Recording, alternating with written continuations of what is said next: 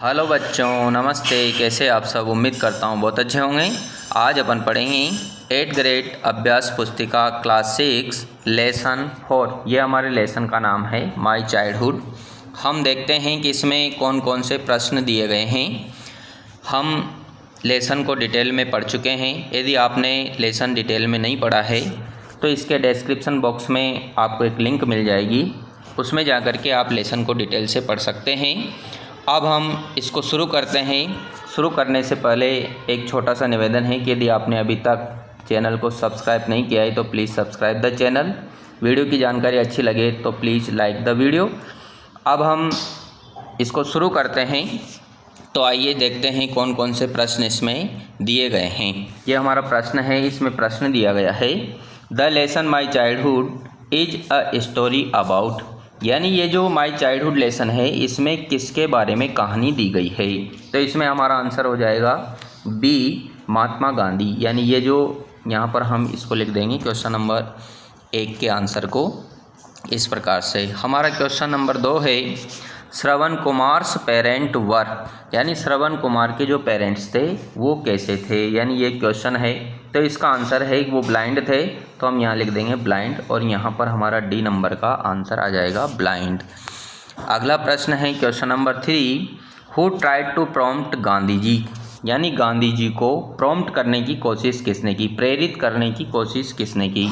तो इसमें जो ऑप्शन दिए गए हैं उसमें मिस्टर गिल है। तो मिस्टर गिल इंस्पेक्शन करने के लिए आए थे और उनके जो अध्यापक थे उन्होंने उनको प्रॉम्प्ट किया था। तो यहाँ पर बी नंबर का जो ऑप्शन है वो राइट है और हम यहाँ पर लिख देंगे बी, टीचर। अगला प्रश्न है क्वेश्चन नंबर 4। इसमें आया है past tense of the verb relate. यानी रिलेट, ये रिलेट एक वर्ब है, इसका पास्ट टेंस क्या होगा। तो हम यहाँ पर लिख देंगे रिलेटेड। यानी डी नंबर का हमारा आंसर इसमें राइट हो जाएगा। अब हम आते हैं क्वेश्चन नंबर 5। क्वेश्चन नंबर 5 है Gandhi ji story inspires us. यानी ये क्वेश्चन नंबर 5 है Gandhi ji story inspires us to be. तो यहाँ पर हम लिख देंगे ट्रूथफुल। यानी इसके लिए हमें इंस्पायर करती है। तो ये हमारा ऑब्जेक्टिव टाइप क्वेश्चन कंप्लीट हो जाएंगे। अब हम आते हैं अगले प्रश्न की ओर जो है फिल इन द ब्लैंक्स। इसमें करा है choose the appropriate words from the box and fill in the blank. यानी इस प्रकार से ये प्रश्न दिया गया है कि एप्रोप्रिएट यानी होता है उचित, उचित शब्द का चुनाव करते हुए जो कि बॉक्स में दिए गए हैं, इस बॉक्स में शब्द दिए गए हैं, इनमें से उचित शब्द का उपयोग करके आपको ब्लैंक को भरना है। ब्लैंक यानी होता है खाली जगह, तो खाली जगह को भरना है। तो हम देखते हैं कि कौन कौन से प्रश्न में किसका उत्तर क्या होगा। क्वेश्चन नंबर 6 है गांधी जी। तो यहाँ पर आ जाएगा मिसपेल्ट, MISSPELT। तो ये हमारा राइट आंसर होगा। वन ऑफ द वर्ड, यानी गांधी जी के द्वारा एक वर्ड का गलत उच्चारण किया गया था। अगला है प्रश्न number 7 Gandhi ji read the book Shravan Pitribhakti with. तो इसमें आ जाएगा इंटेंस। इंटेंस यानी होता है गहन, इंटरेस्ट यानी रुचि, यानी गहन रुचि के साथ में उनके द्वारा पढ़ा गया था। अगला हमारा प्रश्न है question number 8 only I was stupid the underlined word is an. Stupid, इसमें एक वर्ड आया है स्टूपिड, ये क्या है। यानी नाउन है, एडजेक्टिव है। तो यहाँ पर हम आंसर लिख देंगे एडजेक्टिव। ये एक एडजेक्टिव है। एडजेक्टिव वो शब्द होते हैं जो किसी की विशेषता बताते हैं। तो यहाँ पर स्टूपिड मूर्खता ये विशेषता है, इस कारण से यहाँ पर हम लिख देंगे एडजेक्टिव। अगला हमारा प्रश्न है question number 9 the plural of the verb reality is. तो यहाँ पर आ जाएगा रियलिटीज, यानी इसको हम बहुवचन बना देंगे। तो इस प्रकार से ये क्वेश्चन कंप्लीट हो जाएगा। क्वेश्चन नंबर 10 है I am always. Question number 10 है I am always moved by these stories. यानी मैं इन कहानियों के द्वारा हमेशा प्रभावित रहा। The opposite of the underlined word is. यानी ये एक वर्ड है ऑलवेज, इसके अंडरलाइन है और इसका विलोम शब्द क्या होगा। तो हम यहाँ लिख देंगे नेवर। तो इस प्रकार से ये हमारा fill in the blanks complete हो जाएगा। अब आते हैं अगले प्रश्न की ओर। अगला प्रश्न है very short answer type question, यानी ये वाला। तो इसका आंसर हम देते हैं, ये क्वेश्चन करेंगे answer the following questions in one word और वन सेंटेंस। यानी या तो एक वर्ड में देना है या एक सेंटेंस में आंसर लिखना है। तो क्वेश्चन नंबर 11 है, how old was Gandhi ji when he left Porbandar for Rajkot with his father, यानी जब उन्होंने राजकोट छोड़ा उस समय गांधी जी की उम्र क्या थी। तो आंसर हमारा हो जाएगा ही वॉज 7 years ओल्ड, उस समय वो 7 years के थे। अगला हमारा प्रश्न है, who came to Gandhi ji school for inspection, inspection के लिए गांधी जी के विद्यालय में कौन आया। तो यहाँ पर आंसर हो जाएगा mister Gill came for inspection. तो इस प्रकार से हमारा क्वेश्चन नंबर 12 कंप्लीट हो जाएगा। अब 13 है, री right the sentence using the correct word from brackets, यानी ब्रैकेट में जो वर्ड लिखा गया है उसको सही लिखते हुए हमें सेंटेंस को दोबारा लिखना है। तो यहाँ पर देखते हैं क्या आएगा, यानी 2 वर्ड लिखे गए हैं वाज और वर, तो इनमें से करेक्ट आंसर क्या है। तो हम लिखेंगे my books and my lessons, ये my books and my lessons एक से ज़्यादा है, इस कारण से हम लगाएंगे यहाँ पर वर, और वर लिख करके वाक्य हो जाएगा हमारा माई books and my lessons were my friends. तो यहाँ पर हम वर लिख देंगे। इस प्रकार से ये हमारा क्वेश्चन कंप्लीट हो जाएगा। अब हम आते हैं क्वेश्चन नंबर 14 की तरफ। क्वेश्चन नंबर 14 है, what do you call a person who can not see, यानी ऐसा व्यक्ति जो देख नहीं सकता है उसको आप क्या कहते हैं। तो हम उसको कहते हैं ब्लाइंड, यानी अंधा व्यक्ति बोलते हैं। ब्लाइंड यानी होता है अंधा। तो हमारा आंसर ये हो जाएगा वी कॉल हिम ब्लाइंड, यानी ऐसे व्यक्ति को हम अंधा बोलते हैं।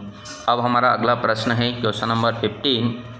क्वेश्चन नंबर 15 है, what was the name of the book bought by Gandhi ji's father, यानी गांधी जी के पिताजी के द्वारा जो बुक खरीदी गई थी उसका नाम क्या था, ये हमसे पूछा गया है। तो यहाँ पर 2 पुस्तकों के नाम दिए गए हैं, एक तो है श्रवण पितृभक्ति और दूसरी पुस्तक का नाम है हरिश्चंद्र। तो ये हरिश्चंद्र जो पुस्तक है ये नाटक है, और इस नाटक से गांधी जी बहुत प्रभावित हुए थे, लेकिन ये उनके पिताजी के द्वारा नहीं खरीदी गई थी। उनके पिताजी के द्वारा जो पुस्तक खरीदी गई थी वह थी श्रवण पितृभक्ति नाटक, यानी ये पुस्तक उनके पिताजी के द्वारा खरीदी गई थी। तो हम यहाँ पर लिख देंगे the name of the book was Shravan Pitribhakti Natak. हमारा अगला प्रश्न है question number 16, make sentences with the words parents and companion, यानी 2 वर्ड दिए गए हैं, एक तो है पेरेंट्स और एक है कंपेनियन, यानी इस प्रकार से ये 2 वर्ड है, दोनों से हमें एक एक सेंटेंस बनाना है। तो हम यहाँ पर सेंटेंस बना देंगे इस प्रकार से। हमारा पहला सेंटेंस हो जाएगा he still lives with his parents, यानी वो अभी भी अपने माता पिता के साथ रहता है।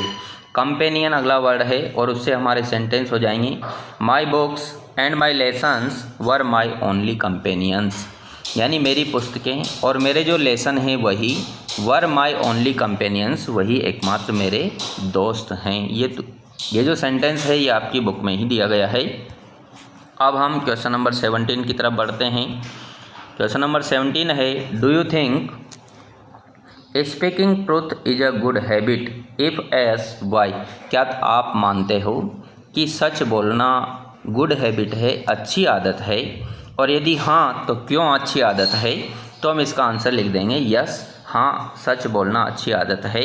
तो इसका आंसर हो जाएगा yes it is good habit, हाँ ये एक अच्छी आदत है, बिकॉज क्योंकि it makes our perspective more powerful, क्योंकि ये हमारा जो पर्सपेक्टिव है, परिप्रेक्ष्य है, उसको बहुत ज़्यादा शक्तिशाली बनाता है। अगला हमारा प्रश्न है क्वेश्चन नंबर 18, और क्वेश्चन नंबर 18 में हमसे पूछा गया है write the past tense, write the past and past participle form of the verbs given below, यानी नीचे 2 वर्ब्स दी गई है, इस प्रकार से इन दोनों ही वर्ब्स की पास्ट और पास्ट पार्टिसिपल फॉर्म लिखनी है। दोनों ही रेगुलर वर्ब है, इस कारण से इनकी पास्ट फॉर्म और पास्ट पार्टिसिपल फॉर्म दोनों एक जैसी होगी। तो पहला वर्ड है रिमेंबर, इसकी फॉर्म हो जाएगी पास्ट वाली रिमेंबर और रिमेंबर्ड। परचेज, परचेज्ड, परचेज्ड, इस प्रकार से इन दोनों की फॉर्में यहाँ से आप लिख सकते हो। अगला हमारा प्रश्न है question number 19, you have read about Mahatma Gandhi in the lesson, यानी तुम महात्मा गांधी के बारे में इस लेसन में पढ़ चुके हो।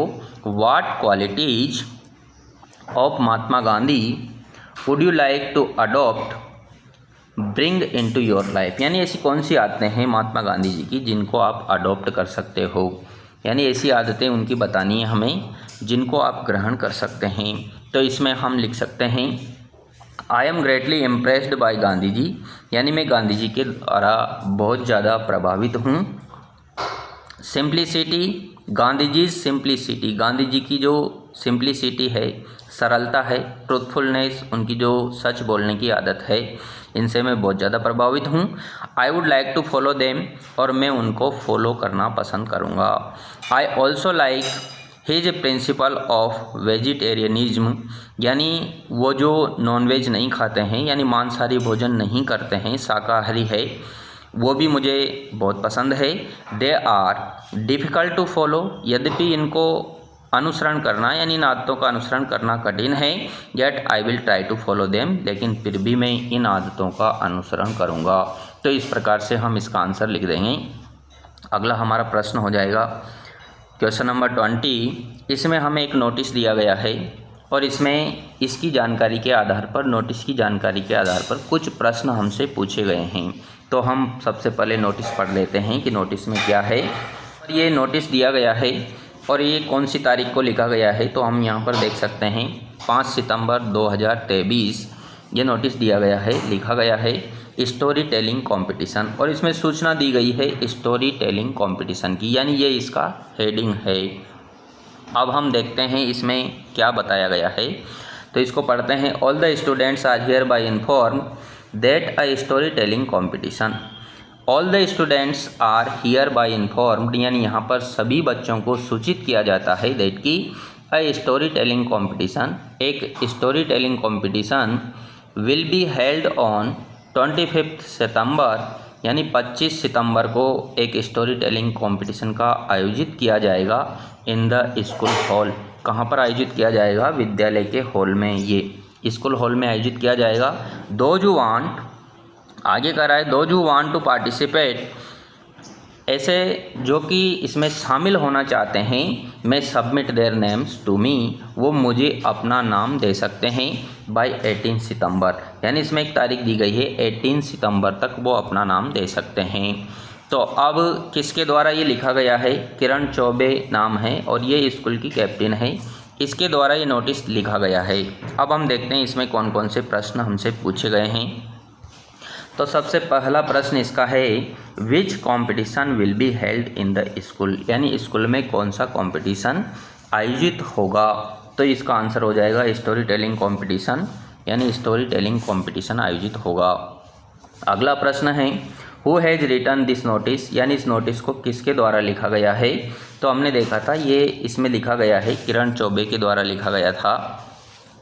तो इसका आंसर हो जाएगा किरण चौबे द स्कूल कैप्टन, जो कि स्कूल की कैप्टन है, हैज़ रिटन दिस नोटिस, उसके द्वारा ये नोटिस लिखा गया है। अब हम इसका अगला प्रश्न देखते हैं right the following information given in the notice about the competition, यानी कॉम्पिटिशन के बारे में जो इन्फॉर्मेशन दी गई है उस इन्फॉर्मेशन के ऊपर वो प्रश्न पूछता है व्हेन, यानी उसने पूछा है कि कब आयोजित होगा। तो इसका आंसर हमारा हो जाएगा